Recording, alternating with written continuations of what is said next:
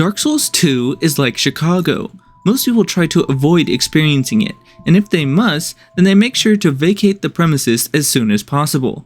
As such, there are secrets in the game that many players never find, and I think they're pretty cool. So today, I will suffer on your behalf to showcase just a few of the secrets you probably missed in Dark Souls 2.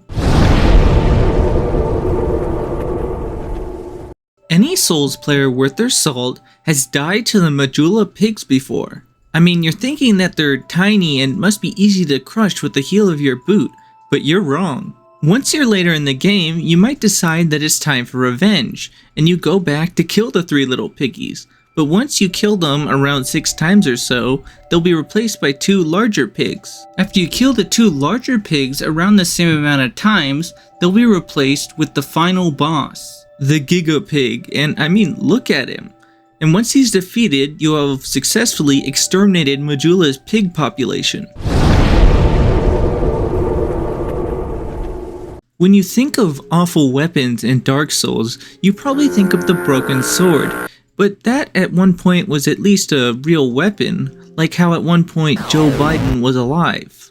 In Dark Souls 2, FromSoft's B team thought that it would be a funny idea to hand us the least threatening kitchen implement, a ladle. You get the handmaid's ladle from the handmaiden inside the old folks' home after you kill the 2 ogres on the nearby beach.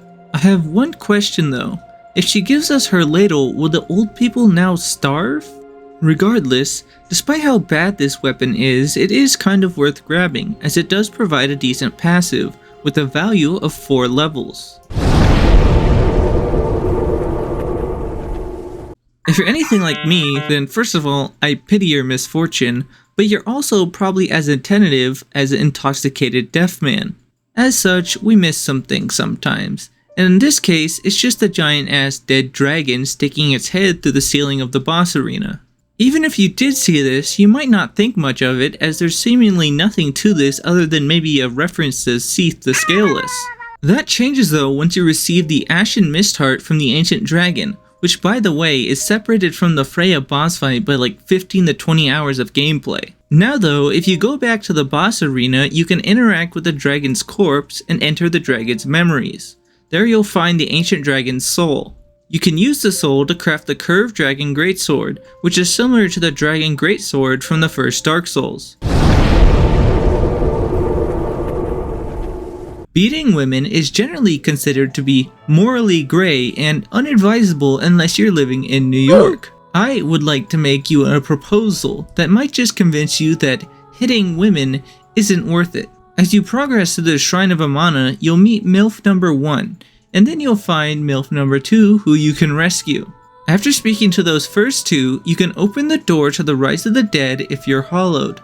Here you'll find MILF number 3 and an altar, which you might not know what it does because you're an uber gamer who has never cried even once. This altar is the Fire of Nido, and is a failsafe for bad players, as it allows you to reverse your hollowing for free given that you have no human effigies in your inventory or your stash. Finally, you might recall that I said that there's 4 sisters, and the 4th is being held prisoner in the Dranglet Castle, and can be freed by using the Key of the Embedded. When you return to the 3rd MILF, she'll give you a multitude of rewards, including a fire seed.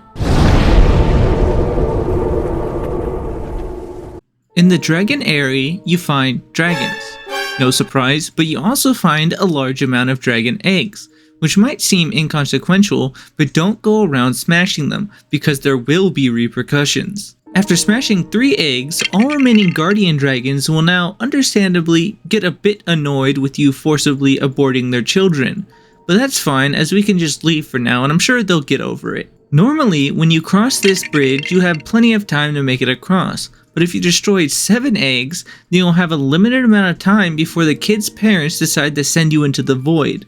But if you've destroyed 10 eggs, then it will become impossible to cross the bridge. Full stop.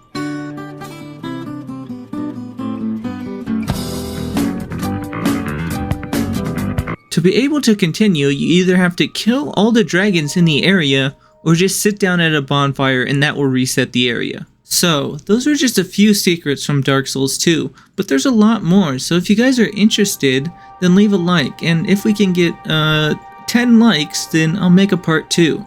Let me know in the comments what you guys would like to see next. I ended up making this video because I was a bit burnt out on Elden Ring after making my last video, but I have some more videos I want to make for Elden Ring, so I'll be sure to get those out soon. Other than that, I want to thank everyone who subscribed and wish all of you guys a great rest of your day.